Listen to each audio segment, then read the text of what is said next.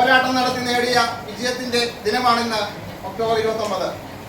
നമുക്കറിയാം, കേരളത്തിൽ എന്ത് സംഭവിച്ചാലും അതിനെല്ലാം ഉത്തരവാദി കേരളത്തിലെ സർക്കാർ ജീവനക്കാരാണെന്നുള്ള കേരള സർക്കാരിന്റെ ധാർഷ്ട്യത്തിന് ഏറ്റ ഒരു കനത്ത തിരിച്ചടിയായിരുന്നു ഈ ഒക്ടോബർ 29. 30 വർഷമായി കേരളം ഭരിക്കുന്ന ഇടതുപക്ഷ സർക്കാർ മുഴുവൻ ആനുകൂല്യങ്ങളും തടഞ്ഞു വെക്കുകയും DA 1% പോലും തരാതെ കുറച്ചു കാലം വെച്ചുകൊണ്ടിരുന്നു. അതിനുശേഷം ഇലക്ഷനൊക്കെ അടുത്ത സമയത്ത് ജീവനക്കാരുടെ കണ്ണിൽ പൊടിയിടുന്നതിന് വേണ്ടി ചില വെട്ടിക്കൂട്ട് തന്ത്രമായിട്ട് വന്നിരിക്കുകയാണ്. നമുക്കറിയാം, ചെറിയ ശമ്പളം വാങ്ങുന്ന ആളുടെ പോലും DA കുടിശ്ശിക ലക്ഷങ്ങൾ വരും. പക്ഷേ അതൊന്നും ഇവിടുത്തെ സർക്കാർ ജീവനക്കാരോ സർവീസ് സംഘടനകളോ മുന്നോട്ട് ഉന്നയിക്കുകയോ ഒന്നും ചെയ്യുന്നില്ല. ആ സാഹചര്യത്തിലാണ് കേരള NGO സംഘം ഇത്തരത്തിലുള്ള സമര പരിപാടികളുമായി മുന്നോട്ട് വരുന്നത്. ഈ വരുന്ന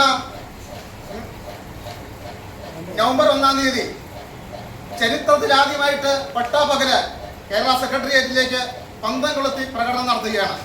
നമുക്കറിയാം, ജീവനക്കാർ നേരിടുന്ന എല്ലാ വെല്ലുവിളികളെയും സർക്കാരിന്റെ ഈ തെരഞ്ഞെടുപ്പ് സമയത്ത് അവർ കണ്ണു തുറന്ന് കണ്ടുകൊണ്ട് അവർക്ക് വരാൻ പോകുന്ന വെല്ലുവിളികളെ അവർ എത്തരത്തിൽ നേരിടണമെന്ന് കാണിച്ചു കൊടുത്തുകൊണ്ടാണ് NGO സംഘം ഇത്തരത്തിലുള്ള പരിപാടിയാണ് മുന്നോട്ട് പോകുന്നത്.